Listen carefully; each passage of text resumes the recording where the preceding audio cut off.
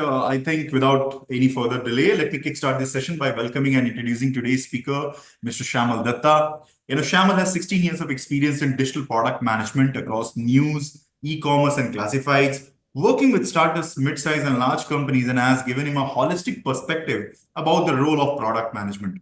His current role is the head of product at the Indian Express, where he focuses on monetizations and engagement of the digital products. Previously, he has worked with Dainik Jargon, ABC Consultancy, First Fry, Magic Bricks, Snapdeal, IBM India, and among others. Shyamal has done doctorate from IMI Delhi in the area of sustainability, ESG reporting. He has published research papers and case studies in international recognized journals. He conducts guest lectures on digital subscriptions, product management, sustainability marketing at leading B schools in India. A very warm welcome to you, Mr. Shyamal, and we are excited to have you with us today. I hope you're doing well. Yeah, absolutely, Vishal. Great. So without any further delay, the stage, or I would rather say the screen is all yours. I'm quickly pausing my screen. You can go ahead, start sharing your own screen. Sure. Thank you. Thanks a lot for the generous introduction. I just have to share my screen. Can you just allow me to share my screen? Oh, please. Yeah.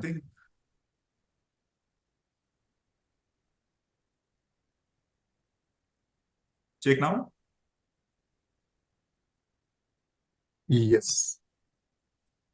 So today we'll be discussing how to turn digital products into revenue streams.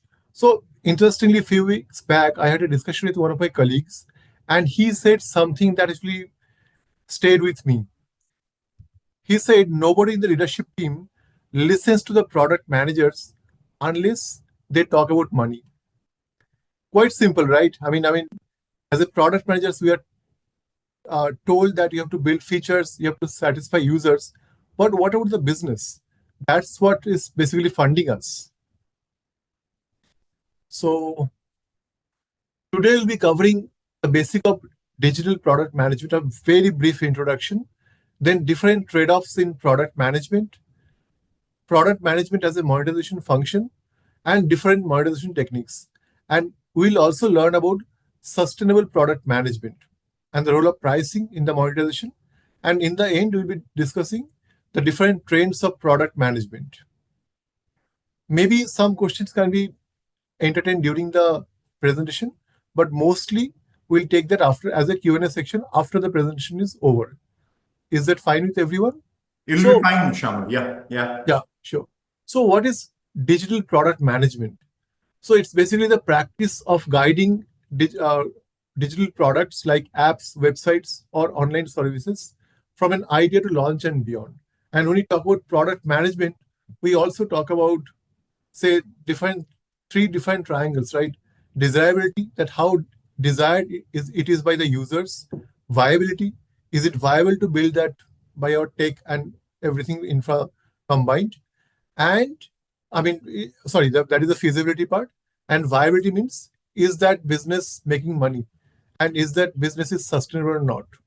So product managers work with different teams like design, tech, marketing, often other functions like, say, management. And also they have to be updated about the user's preferences and needs. And then only they can create product which meets both customer needs and business goals. So basically, it's in a nutshell, digital product management is a process of conceiving, defining, delivering, monitoring, and refining digital products in and withdrawing products from a market in order to maximize business results. Now, if you see, it also talks about withdrawing products.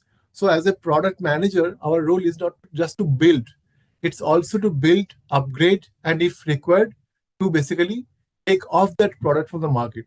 Because we are looking for some product which keeps on adding value for the business as well as for the users.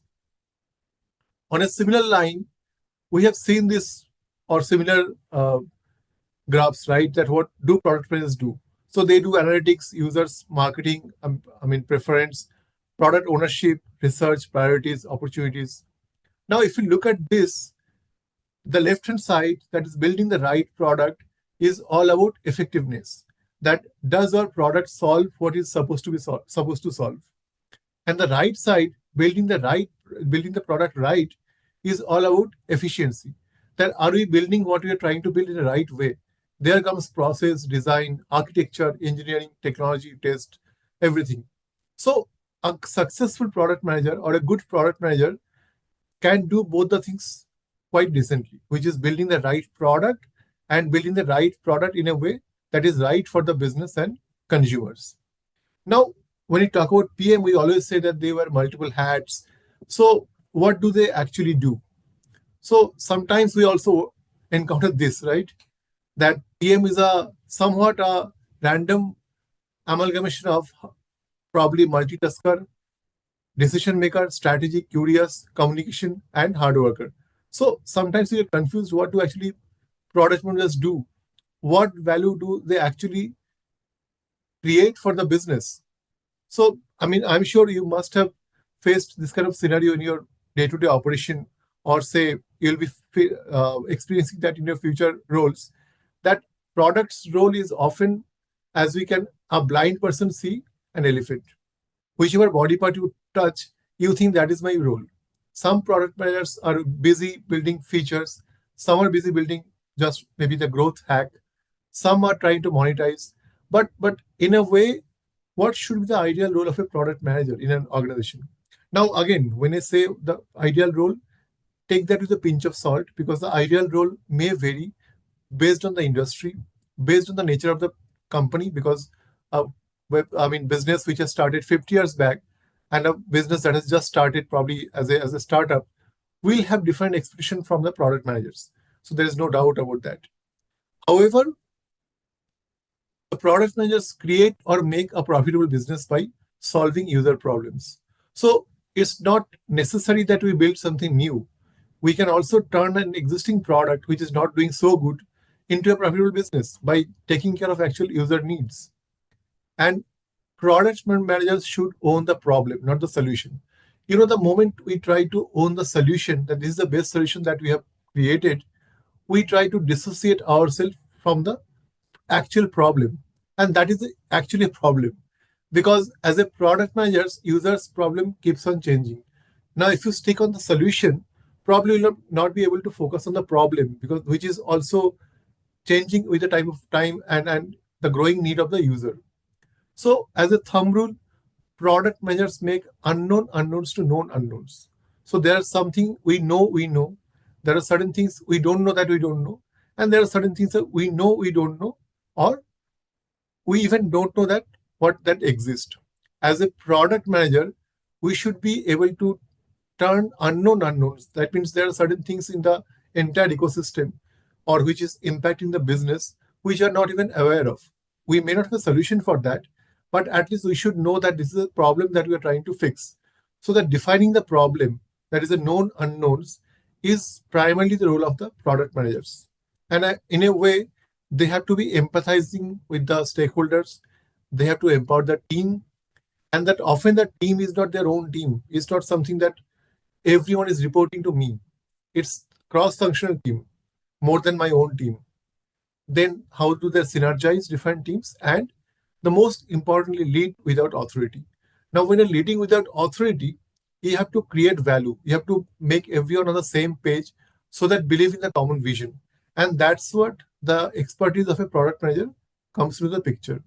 So in my own version, product managers facilitate better and faster decision making.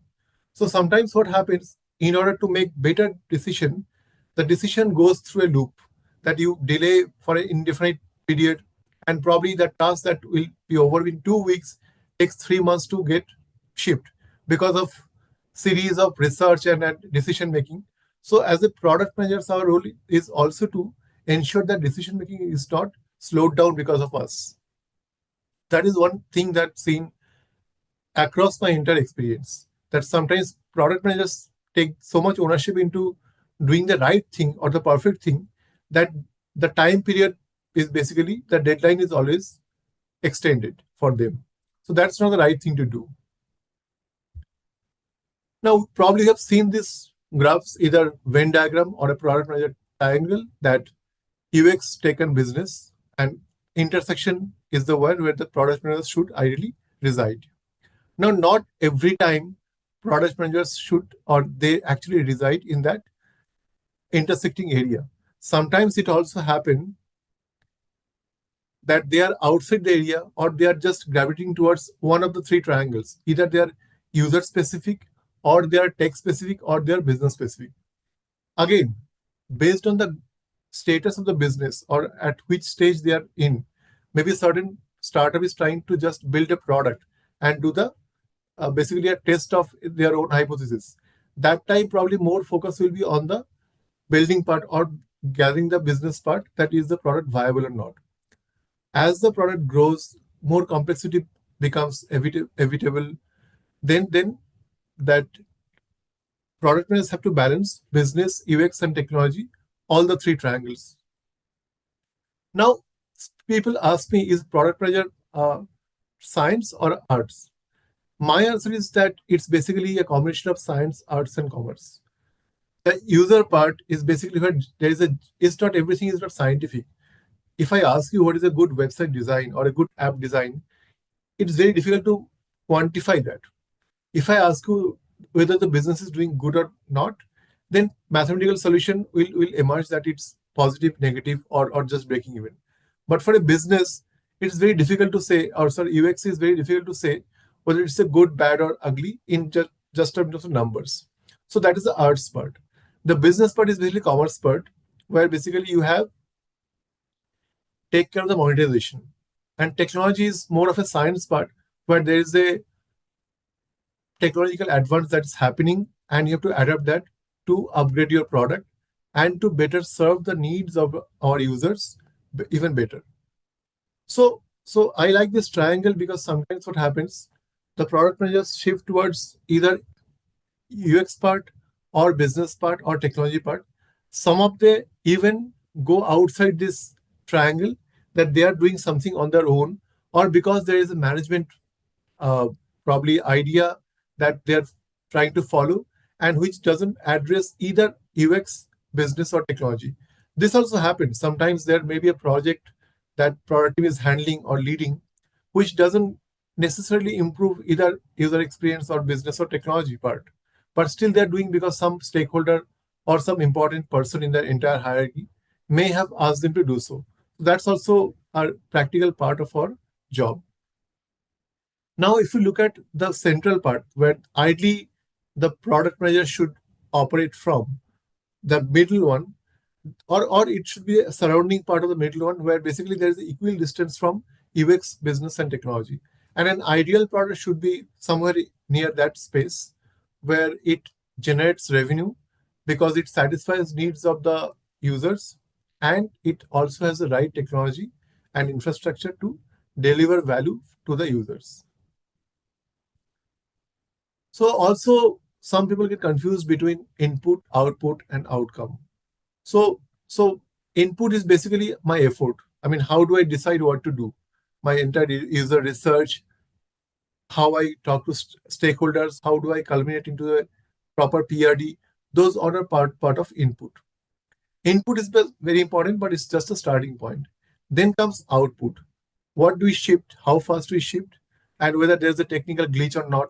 So that is quality of shipping is part of output. How frequently you have shipped, that's also part of output. But many of us forget that product managers are not owners, or they are not hired for input or output. They are primarily hired for outcome, because that's what will bring the business results, business and customer measures. So that's basically the role of the product managers, where they are measured by the outcomes. So in great organizations, PMs are, I mean, their input and output are as important. Otherwise, it will not have a significant outcome. But primarily, they are rewarded or penalized for their outcomes, not output or input. So I think that's a primary shift from how we started. Because if I spent almost 16 years in product management, when it started, the focus was mostly on building. I mean, I would say that how fast you can build more features. But in the end, it all started that are the features that we're building are right quality? And more importantly, can it serve the needs of the users? Can it bring revenue for the company? So those things also started to mature in product management. And now, as we are probably looking at a more, I would say, not very optimistic in terms of market condition and all, companies will try to create products that can make money for them. And eventually, the closer you are with the money, your value is also getting better in that company's landscape. Because as there's a saying that whatever job we do, be it a product manager, be it a designer, technology, marketer, either we are bringing money, I mean, basically we are getting money for the company, or we are reducing cost for the company. See, if our role doesn't get into either of these two, then our role is not adding value to the company as much. Ideal role should also, I mean, probably can do both. It can bring money for the company and also do the cost saving for the company. That is the ideal role for any, I mean, forget about a designation or department or anything. I'm saying for any employee. The moment you bring both of them, your value automatically increases in the company. And then you talk about your career path and everything is taken care of because you are getting value for the company. So that's what the importance of outcome lies.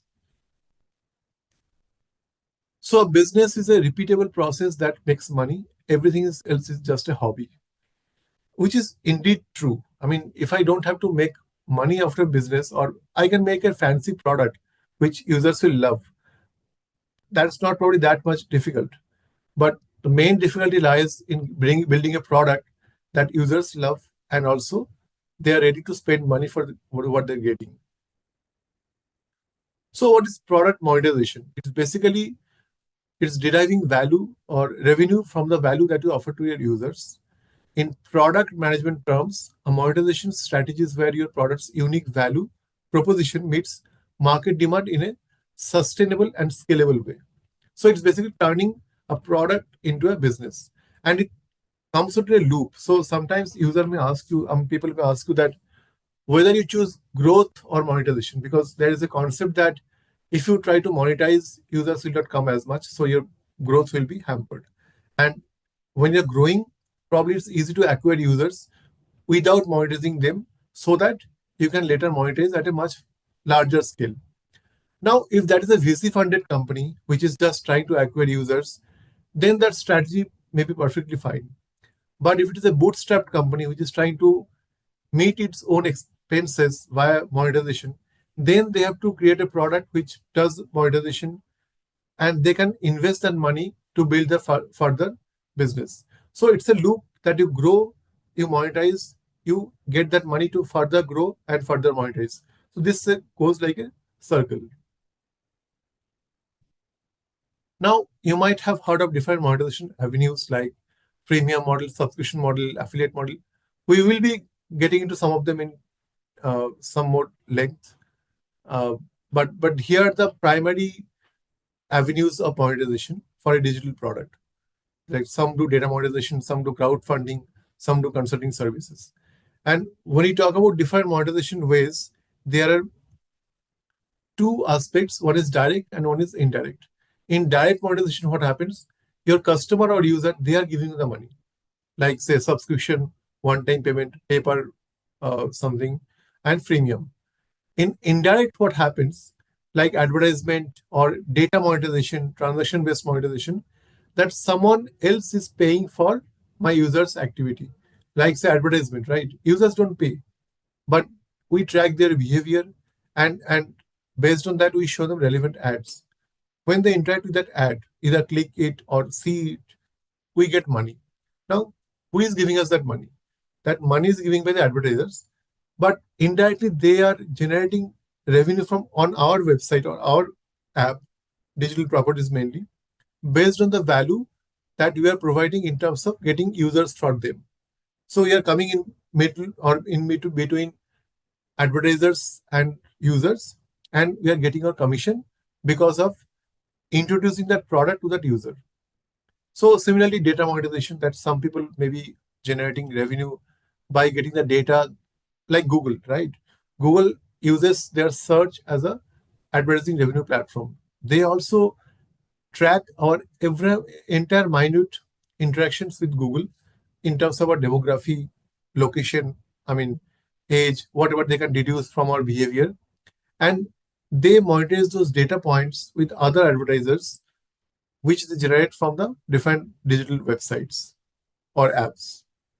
So there are primarily two different aspects. One is direct, where users pay, and one is indirect, where someone else pay for the user's behaviors on the websites. Now, how to monetize digital products? To broadly understand the target audience, consider the nature of the digital product, analyze competition, because competitors also benchmark the pricing, because there is a standard or established pricing in the market, like for your prepaid uh, probably connection or internet connection. It's very difficult to change that price in a drastic way. Then the different costs of product development and how to measure monetization success. Is my monetization working or not? Does it need improvement or not? So those considerations are essential part of how to monetize digital products. So it also has seen a consideration shift from a product-based company to a customer-based company. In product-based company, what happens? Entire decision of the product is built first, and then you look for your customers. In customer-driven company, we identify our customers first and build for them. So suppose I have 5 products, but I don't know who the customers would be. Then probably after 5 years, I may find that there is no taker for our products. So my risk is very high while building the product. But if I know that this 500 people are my customers and I built only for them different products which can add value to their life, probably I am mitigating the risk of building a product. Because then I know that if I do this right, I have 500 customers who will be happy to take my services or use my product. So in terms of product-centric company, the focus, sales and marketing, everything based on product, but that is being shifted gradually towards more of a service-centric approach or customer-centric approach, where customers are the starting point and they take the center stage in every decision that we make. Now coming to certain examples of different revenue models. One is subscription model. You may have heard of this, or I'm sure all of you have heard of this. So like Netflix, they have different plans, and then there's a monthly subscription that we take. And so it means that steady flow of recurring revenue, because once you swipe your card or once you agree for the subscription service, they keep on deducting that fixed amount from your bank account. And then for the the business, it becomes a more of a predictable revenue. So, and this model also requires the retention of the users, because only if the user is happy and they're coming back to take that product or service, they will eventually renew. Otherwise, business will always have to acquire new users and not have any repeat users. These are different examples of subscription model. SaaS tools like Slack or Adobe's Cloud, then Netflix or Spotify, different content platforms, and different apps, maybe health, wellness, or financial apps, which has a plan-based approach where the money is deducted regularly based on the value that you are getting. So like the pros are like predictable revenue, user retention is there, upselling is possible, and it's more of a scalable business. However, among the cons, that churn risk is very high unless we keep on giving the value continuously. And competition can also come and then basically can eat into a business share. And we have seen recently that subscription has become a fatigue for many markets. People are trying to now reduce their subscription, and that's why there is a risk associated with this. It also needs a complex starting point, because when advertising, you can just from day one, but in subscription, you have to first define value, then decide which thing to move behind paywall for how much amount. So that thing's a very different kind of setup for a business. So how to be successful? Probably we have different user cohorts, and for them we need a very flexible product pricing plans, one user can be acquired at a very cheap pricing so that they can continue use the product and then later convert at a much more higher price. Then how do you communicate updates and add value to the subscribers to keep them engaged? Because if they don't come back to use your product, then definitely they'll not be renewing your product, and that's what you may see higher churn as compared to your competition. Then another advice is to use product analytics to identify users at the risk of churning and engage them. The moment you see that, so normally companies keep score that about that frequency or the usage of their users. When the score falls below a certain point, they actually go to the users and reach out to them by saying that, okay, you have missed this show, or you could have read this article. Here is the one everyone, like your subscribers, are reading. So how do you generate more engagement on the platform? And also, sometimes a free trial option works wonders, and companies may actually earn a lot of first-time subscribers by giving a free trial option. Second is freemium model. The basic difference is that, like subscription model, probably the entire website is behind paywall, but in freemium model, some content is free and some content is behind the paywall. You have to pay for accessing that content. Like Coursera or Duolingo, that certain features are free, but certain aspects of the product are paid. So here it's basically best of both the worlds. You keep certain version free, and users can come regularly to consume that content, but premium features are behind the paywall. Freemium model, unlike subscription model, has a reduced barrier to entry because users don't have to pay upfront. They can first access and try out the free content and then only move for a paid content. And defined, you create different growth loops within the product, which ensures that you are keeping on using that product so that your value or the perceived value remains very high. So examples are like Trello or Evernote, or even we are on Zoom. So that is itself is a freemium business model. And then you have Amazon Prime or say Hotstar or Netflix, like different platforms which are for content focused. So it helps in adoption. It has a low customer acquisition cost because some users or many of the users are coming to access the free content. It can be rapidly scaled up, and it also has a trust because you first let users try out the product, which has a reduced risk, and if only they are satisfied, they can upgrade for a paid version. Then sometimes what happens that if you have to give probably most of the content as free, then it has a very low conversion rate on the website, unlike subscription model, because here you are trying to balance both ad revenue and subscription revenue, right? Because the freemium content will probably have your ad revenue as the primary revenue model. So you're trying to mix both the worlds, subscription and advertisement, via freemium model. It's also costly to support because the free tier has large audience, and probably just 0.1% of the users will be paid. 99.9% user can be free users, which puts a pressure on the company or business for your infra cost and technology cost.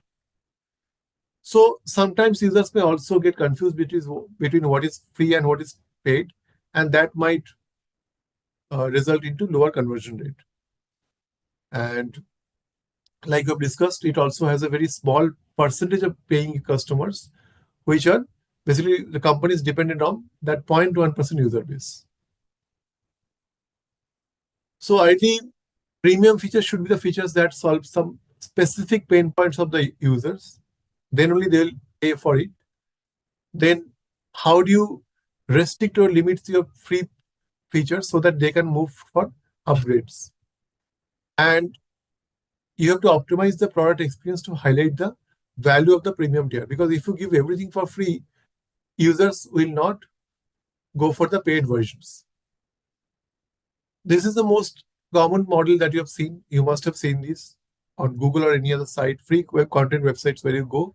There is a advertising layer that is there.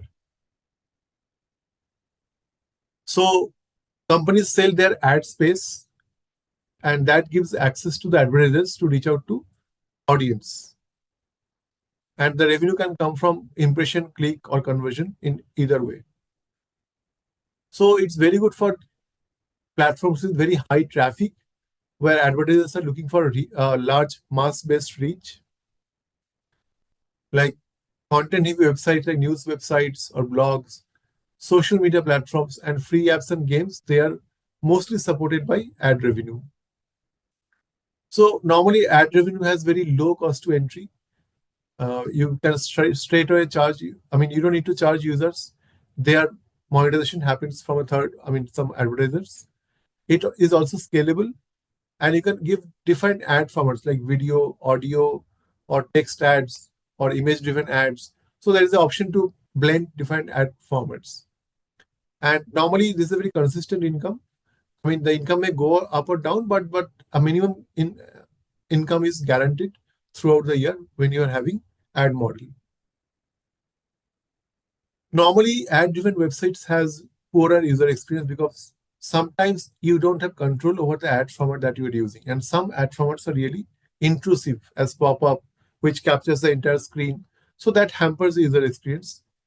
It's dependent on traffic, that's for sure, because if traffic goes down, your revenue will go down. Ad fatigue is something sometimes users just choose to ignore that ads. They become a blind spot. And unless they interact with the ad, because when they click on the ad, because that's more relevant to their needs. See, sometimes what happens, even ads are useful. Ads are not always bad as it is thought primarily, because certain ads may actually provide something that we're looking for some other day. But if those ads are not contextual or personalized, then probably there'll be fatigue in the system for ads.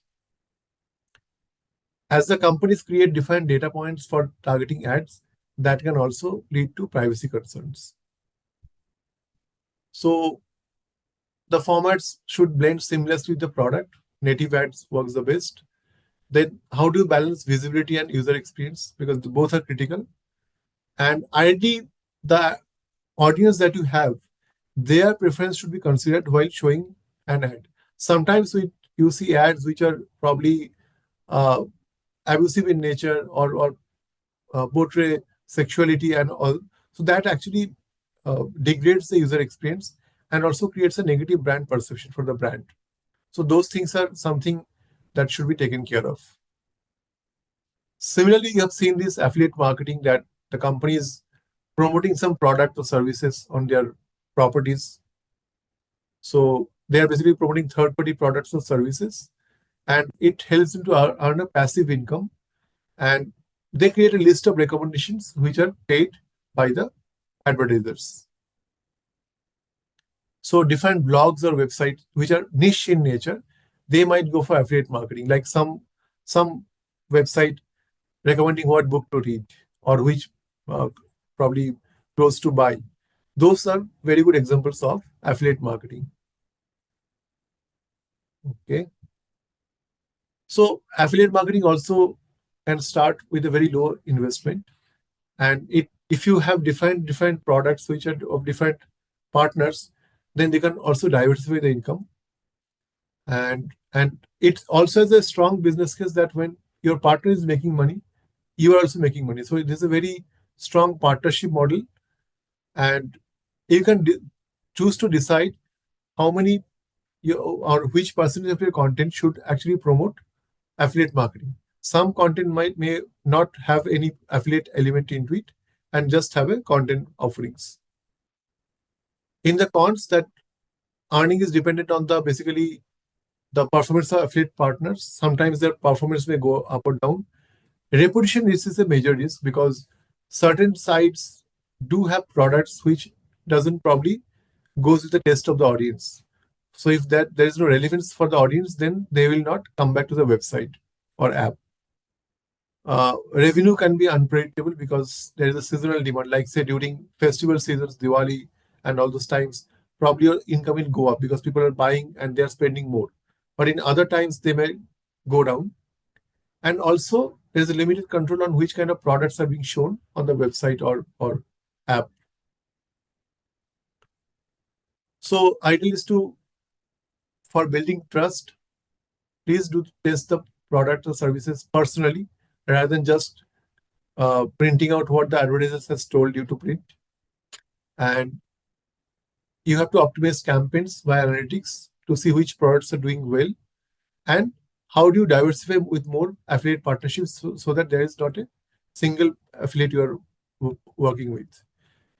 Similarly, in-app purchases, you have seen that while playing games, this is the most very prevalent model of monetization. So if you have to buy additional features, content, or virtual goods, you can purchase from the app itself. It also primarily comes from instant gratification. You are stuck at a level, just pay for it, or you want extra features, just pay for it.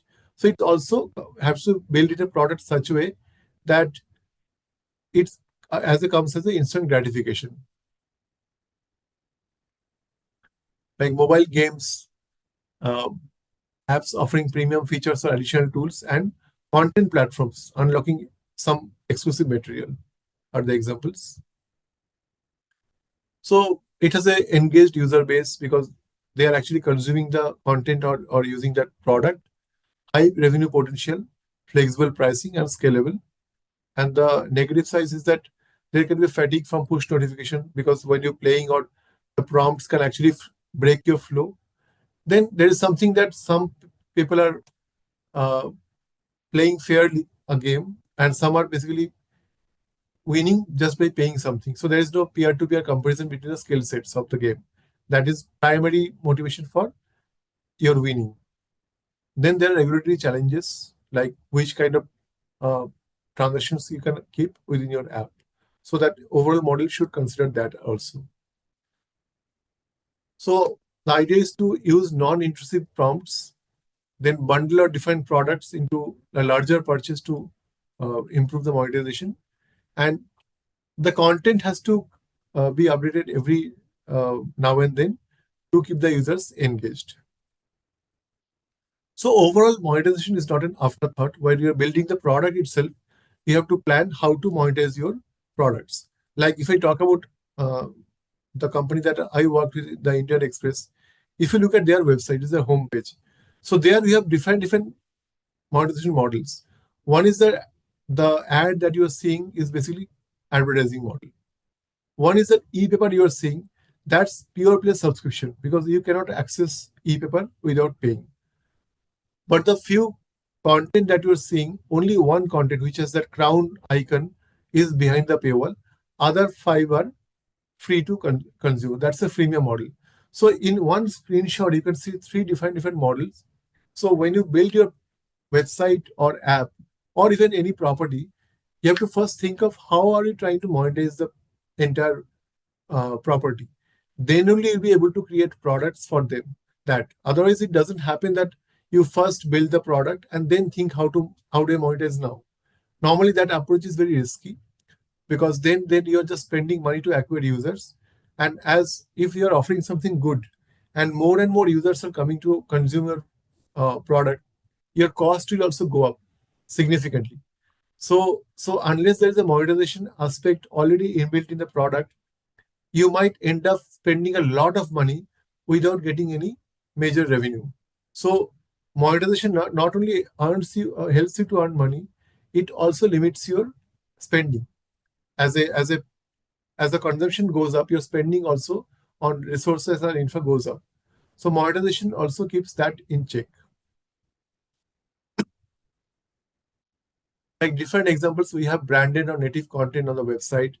We also have sponsored content. So we have multiple websites or multiple models which are embedded into the business itself. Now, main is that how do you blend or how do you balance different monetization techniques?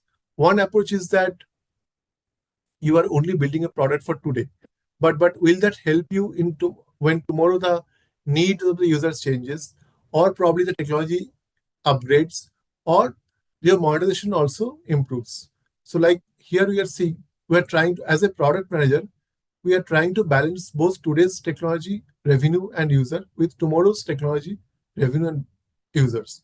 So that way, if I know that my product needs are going up in a different direction, or excuse me, or I'm getting uh, different needs from my users, then how do I balance that? So sustainable product management means that you are trying to balance today's tech revenue and user with tomorrow's tech revenue and business users. Excuse me for a minute.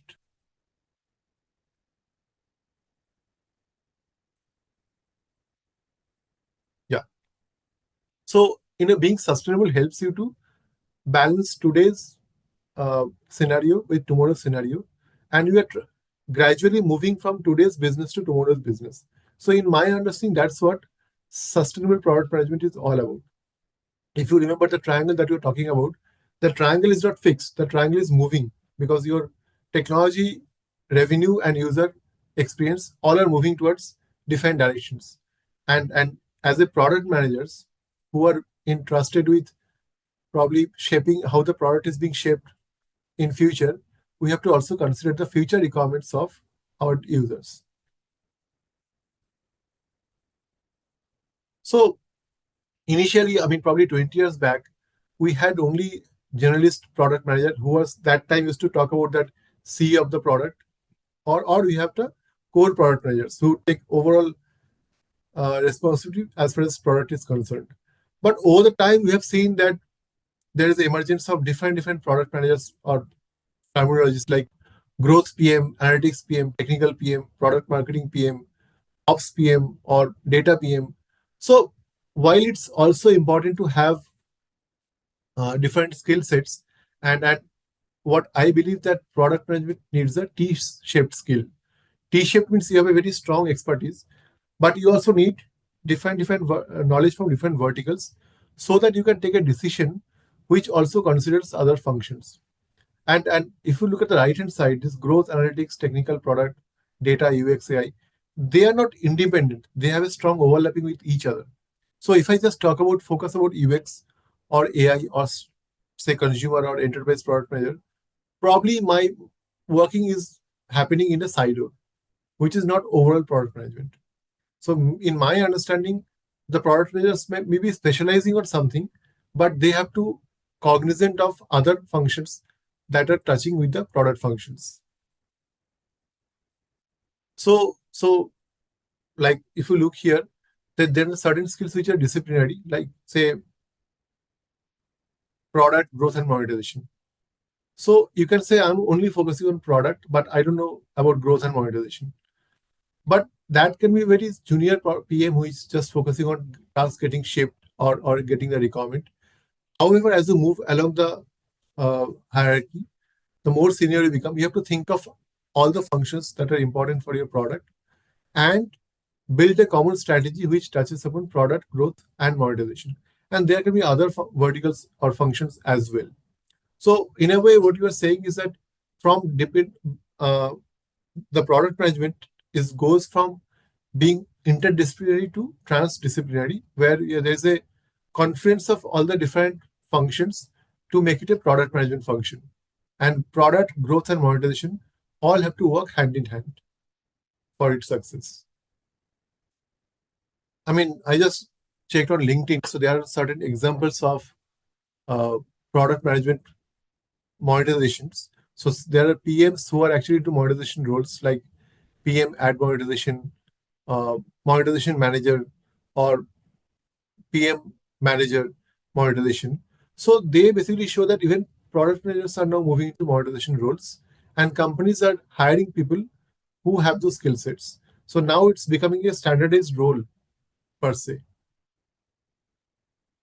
And as you move the hierarchy, uh, I mean, we have seen the product management hierarchy that you start at the APM level, then PM, then senior PM, then lead PM, and then you decide that you have to still stay in the individual role, or you have to take a people management role like group PM, director of product, VP or CPO. So as you move up, your monetization responsibility also goes up. For a PM, mostly it's shipping responsibility. For a senior PM, it's shipping plus planning. At a VP level or at a director level, it should be strategy. And CPO level, basically, if you look at the left-hand job key array, the modernization responsibility is going up. And as I mentioned initially, that if you are going up in the hierarchy, you have to contribute more to the revenue side and bring more value to the company. Talking about pricing, a lot of product teams think that pricing as one of the very last steps, but it should be one of the first steps. Because what happens that a product and pricing, there are many different combinations. You can also, surprisingly, I mean, if you look at the discrete strategy, it's your product may not be that good, but you can still charge a high amount as a discrete strategy. You have only get customers with limited options, but you can do that. While dominant strategy means that you win all type of customers by giving a better product at a cheaper rate. Disruptive will be product is not good, but it's charged less. People are happy that, okay, I know that this product doesn't give me much value, but still cheap, so I'll go for it. And differentiated strategy is that you charge more by having a better product. So those all fundamentals come into the pricing strategy. I'll just briefly take you through some of them. Like decor pricing is that it's also called the economist pricing. That is a famous experiment, I think some 20 years back by the economist, that they had three price products. One is just print only product, one is that website only product, and one is print plus web. Now, if you look at print and web, it's priced at same price, right? It makes no one will buy the print one. It's just a psychological game. But people will now purchase the print and web, which has double the revenue of than web. Also, when you break down the product or pricing, that from annual to month to week and day, users feel that you're having a cheaper product as you shorten the duration. Because here you're on the left hand side, you're talking about almost $1,700. But on the right hand side, you're talking about just $5 per day.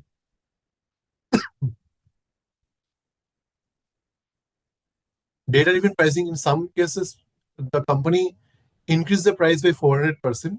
Still, they are able to maintain their revenue because users who are seeing value came to them. And I mean, they still stayed with them in terms of subscription. Then you have seen for SaaS products that there are tiered pricing, that you get this as a basic product, this plus A plus B is priced at X level, A plus B plus C is priced at Y level. So that's how you have a different price point for every offering that is suitable for the users. You also bundle strategy where you bundle every feature or maybe more than one aspect of the product into one single product. Advantage is that users who may not be using all the products may still go for it.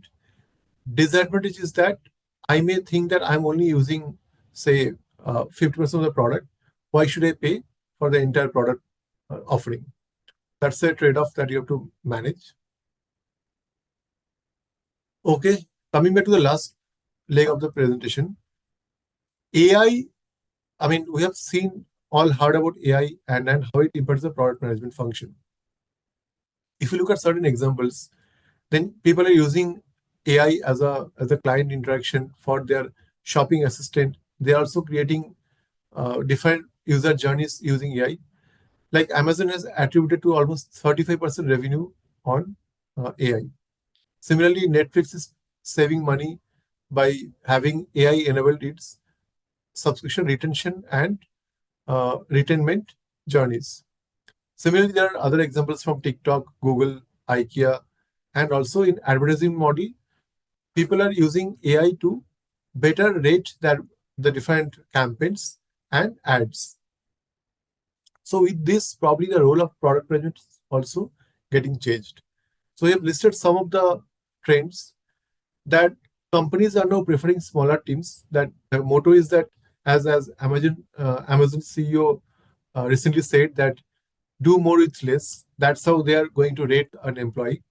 So how do you improve your effectiveness and efficiency both using AI? Then overall focus on business outcomes. That's what is happening, because initially when the market conditions are good, it's okay to build a product which will not generate money. But when the market condition is not that favorable, companies don't try to waste their money. They try to build products or business models which will gain them money. Similarly, PMs has to wear multiple hats now, because one PM may be taking care of growth, product, marketing, everything, and even the monetization. So that's the T-shaped skill that we've spoken about. Then data-driven decision making, that goes without saying. Personalization is again one aspect which is being seen in every product that we are trying to evaluate. Then how do you do more experiments to extend the known nodes? That how do you extend the knowledge of your product by doing more experiments? That which features are doing well, which features are not doing well. Where do you place this thing? Because when you build a product, it's not only about building a product, it's also about creating the distribution channel and creating value to the users. ROI-centric prioritization, again, almost similar, that whatever you are doing, are you getting money for the company? What is the return? Is it positive, negative, or just breaking even? One more thing that you have seen in my overall experience, that you will see that uncertainties will be always there. There is no better way to handle uncertainty than by being prepared for whatever the future is. So if you think that your job will be taken over by AI, then make AI your best friend. Because as people say that keep your friends closer, but basically keep your friends close, but your enemies closer. So that's why you have to make AI your best friend, and probably leverage on AI than just become skeptical and scared of AI. And also at the same time, if my job has certain skill sets or certain part which AI cannot replicate in immediate future, then that gives a competitive edge. Because for that part of the job, you may not be replaced, or you will still have value which AI cannot do as of now. So that is one of the some trends we have seen. So we discussed about some basics about digital product management, trade-offs in product management, PM as a monetization function, then different techniques of monetization, sustainable product management, the role of pricing, and the trends in product management. So that is the end of the presentation. Happy to take any questions. Thank you. Thank you so very much, Shyamal. Really quite intriguing. I have taken my notes as well. And insane. Thank you. Thank you so much for sharing your insights around it. All right, folks. I mean, I'm sure that you would be having a lot of questions. You can feel free to, take a use of the Q&A box over here. And in case if you want to directly interact with Shyamal, please raise your hand and I can quickly unmute yourself and you can get this started.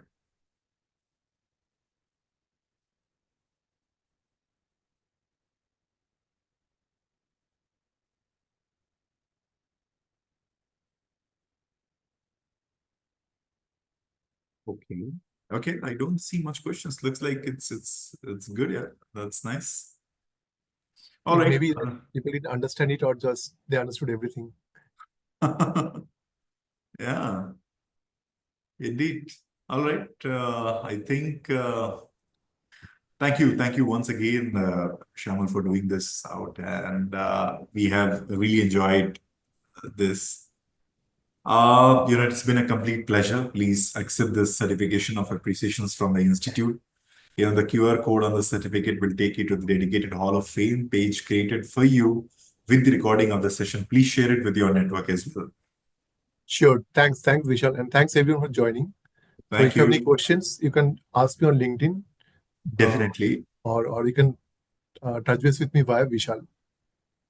Definitely, Shyamal. All right. I think we have got something cool as well. Just a quick announcement, guys. We know that you will all love. It's our newsletter, a treasure love for the product management, strategic and leadership tips and insights. Subscribe to stay updated with the product community. Great. And to all our attendees, thanks for joining in. I'll wait here to let you all go ahead and scan the QR code on the screen and leave any reviews, feedback, or queries. Sure. I can see one question here from Nageshwar. Yeah, please go. Yeah, please ask that. For exciting products, how do we plan the pricing and packaging? Yeah, Shaman. Yeah. Okay, that's a great question. So what happens that sometimes we don't revalidate the assumptions of the existing products because the product may be going on for 2 years, 5 years, 10 years. But it's very important to assess that whether the initial assumptions that were there regarding product scope or users type, that their needs and monetization, are they still valid, or we need to re-evaluate the product's scope. So sometimes you can have the same product, but it's a good idea to keep on doing users surveys and take their feedback that how their needs have changed and how are they changing from the conversion pattern. So suppose I'm taking a news website. I mean, I'm part of a news ecosystem for the last 10 years, so probably that's what comes to my mind naturally. So 10 years back, probably Vishal and others will agree that we used to mostly read news, right? That you read newspaper. That is a forget about the past. That is a 20 years back synonym. For last 10 years, probably you have not reading newspapers, and after COVID, newspaper reading has totally gone berserk. However, right now, most people are comfortable with just either in shorts or video format news. They are not reading the uh, textual format as often. And some people would also go to Perplexity or say ChatGPT that what are today's top news. They will not do any other effort, right? So your user's preference is also changing. So suppose you have a product that was built 10 years back. How do you reassess that? Are my pricing is still right? Can I make it higher or lower or whatever? Because if I do my pricing higher, I get more users at a lower rate. I get less users at a lower rate.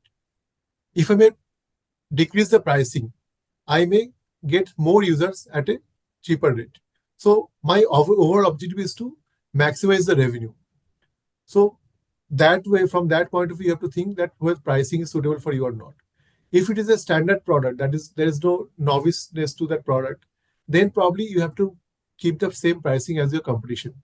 But if you're charging extra, or if you're, then you have to deliver the value.